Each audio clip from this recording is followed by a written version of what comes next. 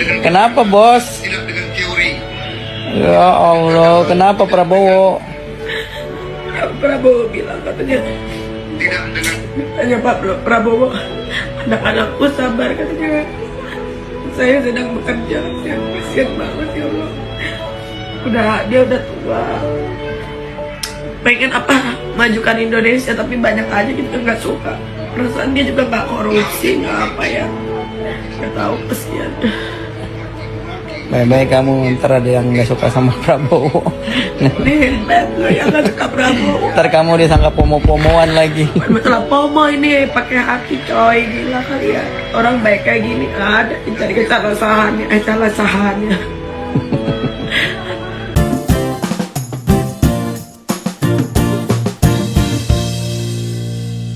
Hai semuanya, balik lagi di channel Mbak Er React. Dan seperti biasa kita akan melihat video yang belakangan ini viral ya. Termasuk kali ini ada video emak-emak yang nangis bombay karena mungkin dia juga sedih melihat keadaan pemimpinnya sekarang, Pak Prabowo, yang belakangan banyak yang menghujat, bahkan ingin memakzulkan juga ada gitu ya.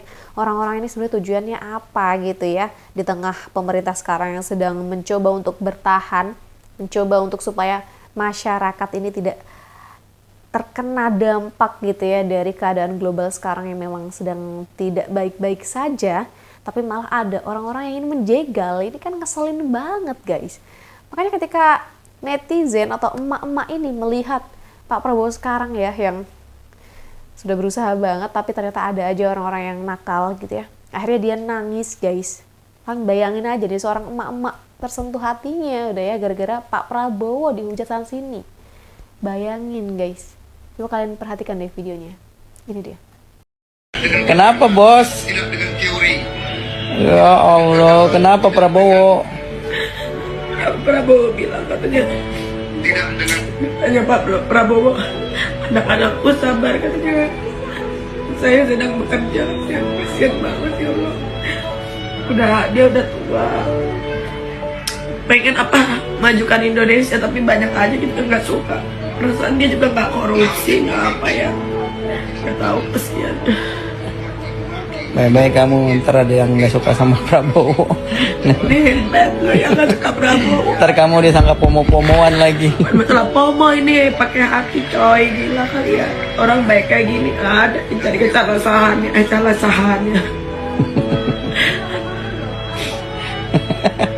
Sampai nangis-nangis bocah. Gak mudah jadi presiden Prabowo itu. Jangankan salah, benar saja tetap disalahkan. Bayangkan saat harga minyak dunia naik gila-gilaan nih, hampir semua negara berlomba-lomba menaikkan harga BBM nasionalnya. Artinya, negara-negara itu membagi beban keuangan negara langsung dengan rakyatnya. Tapi apa yang dilakukan Presiden Prabowo di Indonesia? Harga BBM nasional ditahan di atas supaya tidak jatuh dan langsung dirasakan rakyat. Margin antara asumsi APBN dengan harga pasar sepenuhnya ditanggung negara. Bahkan untuk BBM bersubsidi dipastikan tidak akan mengalami kenaikan harga hingga akhir tahun. Bayangkan coba, sudah semaksimal itu kepeduliannya, masih ada aja yang menyalahkan. Bahkan ada tokoh mantan wapres pula menyarankan agar harga BBM dinaikkan. Ini orang mikirin rakyat kecil nggak sih? Kemudian baru-baru ini lagi, harga aftur itu kan naik. Aftur itu bahan bakar pesawat ya. Nah, harganya kan lagi naik nih. Harusnya harga tiket pesawat naik dong. Tapi apa yang dilakukan pemerintah? Harga tiket pesawat ditekan agar tetap stabil. Kemudian sebentar lagi kan bulan haji nih. Kalau harga tiket pesawat naik, ongkos naik haji bisa ikut naik. Apa yang dilakukan Presiden Prabowo? Ongkos naik haji malah diturunkan 2 juta rupiah per orang. Udah gitu masih ada aja yang pakai sentimen-sentimen agama untuk menyerang beliau.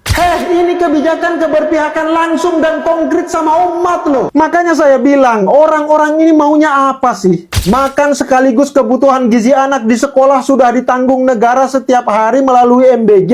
Ibu-ibu rumah tangga, anak-anak muda yang sekarang jadi relawan di dapur-dapur MBG sudah bisa membantu mencari nafkah untuk keluarga. Dan hasilnya tuh cukup besar loh. kisaran 3,5 sampai 5 juta per bulan. Kemudian petani, nelayan, peternak, pelaku UMKM sudah punya pasar pasti karena menjadi mitra dapur MBG. Ah, itu cuma orang-orang tertentu, Bang. Gak semua. Ya sabar bos, kamu pikir ngurus 280 juta rakyat ini cukup hanya dengan membalikkan telapak tangan? Kemudian semuanya langsung sejahtera, langsung bahagia. Presiden itu juga manusia, nggak Punya dia tongkat Nabi Musa. Intinya begini, sebenarnya kalau kita jernih melihat kebijakan-kebijakan presiden ini sudah cukup bagus kalau menurut saya. Keberpihakannya sama rakyat itu nyata, kelihatan. Cuma ada nih pihak-pihak yang merasa terganggu dengan kebijakan-kebijakan strategis presiden. Seperti kebijakan hilirisasi, swasembada energi, swasembada pangan, penertiban tambang-tambang yang ilegal, dan kebijakan-kebijakan lain. Nah, kebijakan-kebijakan ini jelas mengganggu bisnis sejumlah mafia yang selama ini untung besar dengan cara merugikan negara. Nah, mereka sekarang melawan melalui mulut influencer, mulut pengamat, mulut guru-guru besar, akun-akun buzzer, media-media bayaran untuk mencuci otak rakyat agar benci dan protes kepada pemerintah. Ini yang saya sebut upaya mendelegitimasi pemerintah. Ujungnya nanti makar, menggulingkan pemerintahan yang sah. Supaya diganti dengan calon presiden yang nurut sama mereka. Jadi sekali lagi, mari kita cerdas bermedia sosial, saring dan verifikasi kebenaran setiap informasi yang kita dapatkan di internet. Itu cara paling mudah untuk menjaga Indonesia. Thank you. Kata Pak JK, harusnya Indonesia naikkan harga BBM.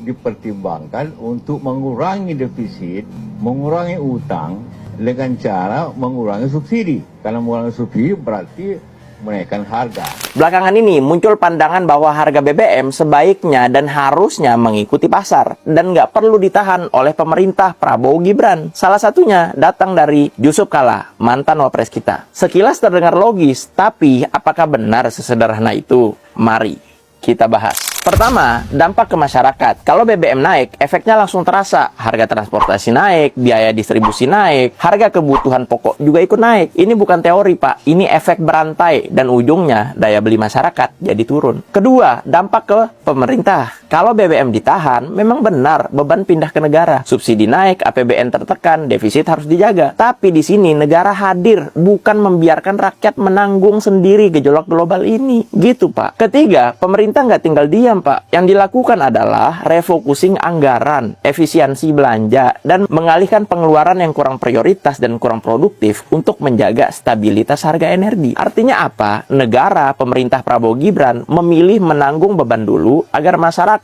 nggak langsung terpukul. Bayangin kalau mereka terpukul. Betapa sakitnya, Pak. Sakit, Pak. Keempat, ini yang paling penting, Pak. Negara lain banyak yang nggak mampu menahan harga BBM. Indonesia mencoba bertahan. Demi apa? Demi cinta. Cinta pada negara dan cinta pada rakyatnya, Pak. Tapi yang terjadi justru ada yang mendorong agar harga dinaikkan. Padahal jelas, kalau naik, rakyat kena. Kalau ditahan, negara yang menanggung. Jadi pertanyaannya, kita ini mau melindungi masyarakat dan rakyat atau justru mempercepat tekanan ekonomi? Karena menjaga harga BBM bukan berarti tanpa resiko. Tapi itu adalah pilihan kebijakan untuk menahan guncangan agar nggak langsung menghantam rakyat. Coba, kurang cinta apa coba presiden kita ini ke rakyatnya? Gimana menurut kalian? Jangan lupa follow. Ini guys ya, kalian nonton ini.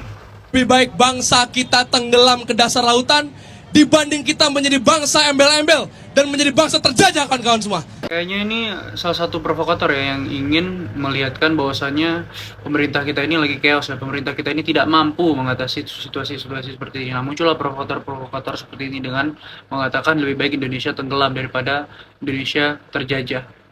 Kepala kau, lebih baik Indonesia ini tenggelam. Kepala kau itu ditenggelamkan. Karena kita sudah terjajah. Kita terjajah dari mananya? Buktinya mana? Sumbernya mana? Dari mana kita terjajah? Oke, semua orang bebas mau buka usaha apapun, semua orang bebas beropini. Ya, banyak orang kayak ngebully presidennya sendiri, ngata-ngatain. Oke, bukan lagi kritik tapi ngata-ngatain. Membuktikan demokrasi kita hidup. Dari mana kita terjajahnya? Kita terjajah dari segi finansial. Ketika lo miskin, jangan salahin orang lain. Salahin lo karena lo goblok. Lo punya masalah keuangan, ya lo belajar gimana caranya memanage duit, investasi, dan segala macam kayak gitu. Bukan nyalain orang, oke? Bukan lo bilang lebih baik Indonesia tenggelam. Kepala kau itu tenggelam. Lagian Indonesia itu termasuk negara ketiga paling aman di Southeast Asia. As you can see in here. salah satu wakil ketua DPD RI dari Sulawesi Selatan yang bernama Tamsil Lindrung di dalam sebuah pidatonya menyampaikan hal yang sangat-sangat sensitif dan ini berpotensi bisa merusak hubungan antara Pak Prabowo dan juga Mas Wapres Gibran. Dan lebih jauh, ini juga bisa merusak hubungan Pak Prabowo dan juga Pak Jokowi karena analisis-analisis dan juga mungkin penerawangan-penerawangan yang ngawur. Beliau sebenarnya mungkin hanya dengan beberapa orang dia eksplisit menyampaikan bahwa dia perlu bantuan menghadapi kekuatan yang lain. Ya, saya kira kalau Pak Sapri Samsudin kita ajak bicara, dia tahu betul bagaimana kekuatan Solo ini, bagaimana kekuatan Luhut ini. Saya ingin menyampaikan bahwa ketua kita Pak Gatot ini adalah seorang ahli strategi. Apa lebih tepat, kita menyerang habis Prabowo sekaligus atau kita memprioritaskan yang lain? Misalnya Wapres, kita prioritaskan untuk itu. Karena Pak JK setelah saya bertemu bertiga dengan Muzani di MPR, dia juga sangat mengkhawatirkan kalau ini Gibran tetap. Karena kemungkinan Juni ini akan ada suatu gerakan besar. Dan itu bisa jadi yang korban cuma Prabowo. Yang justru memperoleh manfaat dari gerakan itu adalah Gibran. Kita harus siap-siap menerima untuk dipimpin oleh seorang yang kita sebut sebagai anak haram. Waduh. Ini wakil ketua DPD begini modelannya. Siapa yang pilih sih orang-orang begini nih? Wakil ketua loh. Kok ngomongnya begitu? Mengatakan Wapres anak haram lah. Di mana martabat bangsa kita disimpan, Bung? Terus dia tadi bilang, katanya apakah tidak lebih tepat kita menyerang habis Prabowo?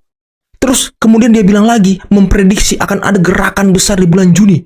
Kok ini mirip-mirip dengan omongan JK ya? Yang kemarin bilang akan ada kios di Juni sampai Agustus. Nah, kok jadi saya curiga ya? Hah? Yang menjadi pertanyaan saya sekarang, siapa yang menggerakkan ini semua? Kok cuma Anda dan Pak JK yang tahu? Hah? Info dari mana ini? Ataukah jangan-jangan? Tapi kita jangan berspekulasi lah.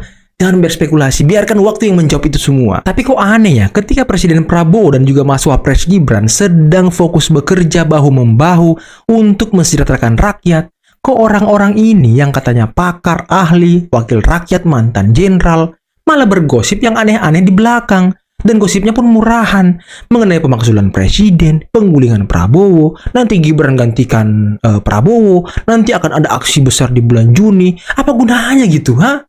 Mending ya Anda ini semua berikan kritik yang membangun buat bangsa ini dan mari kita kawal pemerintahan Prabowo Gibran sampai tahun 2029. Mari kita jaga harmonisasi dan juga jaga hubungan baik antar pemimpin bangsa. Karena saya ingat pesan dari Pak Prabowo, hati-hati terhadap politik divide et impera, politik pecah belah yang selalu digunakan asing untuk merusak dan menghancurkan sebuah bangsa dengan politik adu dombanya. Dan inilah yang banyak terjadi di Timur Tengah. Itu yang kita tidak inginkan. Kita tidak mau pemerintahan kita dipecah belah oleh antek-antek asing, oleh kepentingan asing. Jadi ya, Anda ini kepentingan apa yang dibawa? Hah? Anda membawa kepentingan apa ini? Ini menjadi pertanyaan besar bagi kita semua, teman-teman. Sepakat itulah, apalagi kalau yang aktivis, setengah mati loh kita membangun demokrasi kita. Kalau kita mengizinkan kekacauan kembali kan nanti repot. Kalau semua orang boleh mengizinkan terjadinya tindakan konstitusional, ya negara kita lagi kayak begini, dunia lagi kacau, kita lagi memerlukan kesepahaman dan kesepakatan. Harusnya kita bicara dalam wadah konstitusional, dan dalam sistem konstitusi kita presiden itu bukan satu-satunya, ada cabang-cabang kekuasaan yang lain yang juga bisa ditagih sebagai bagian daripada tanggung jawab kolektif negara kepada masyarakat. Itu saya kira kawan-kawan itu sepakat itulah, apalagi kalau yang aktivis, setengah mati loh kita membangun demokrasi kita. Kalau kita mengizinkan kekacauan kembali kan nanti repot. Apalagi kalau kita bicara Pak Prabowo, tentu tidak ada niatnya yang tidak baik. Semua ini kan untuk masyarakat. Tapi kalau beliau bilang ada penghematan dan sebagainya, ya itu kita adjust lah. Kan memang faktanya juga ada banyak kebocoran dan keborosan di mana-mana. Saiful Mujani ini punya pengikut berapa orang sih?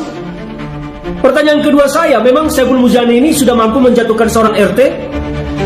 Nah, kalau belum mampu menjatuhkan seorang ketua RT, tidak usah bermimpi kejauhan menjatuhkan seorang presiden.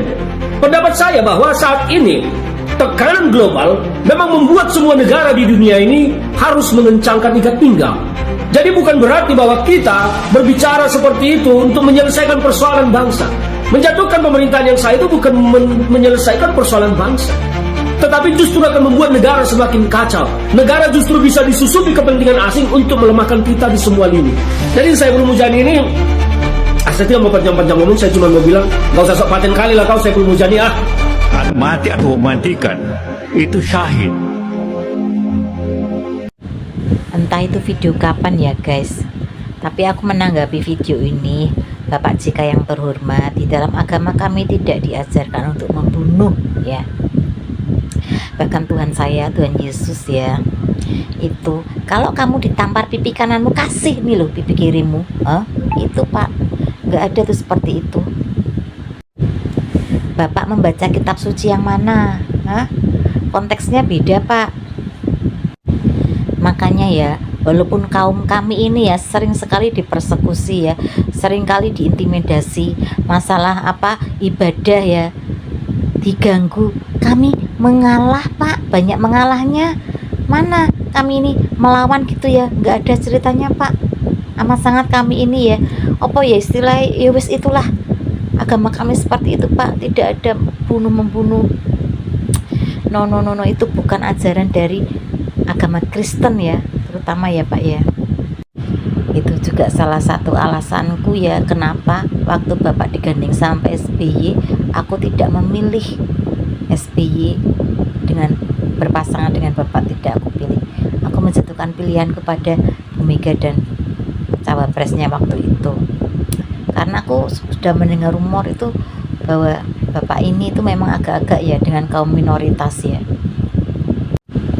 Temanku mengatakan tidak menguntungkan kalau memilih yang itu ya, sekalipun pilihan keduanya mungkin juga tidak bagus-bagus amat, tapi yang jelas waktu itu kami menilai PDIP itu lebih nasionalis ya, makanya kami menjatuhkan pilihan ke situ.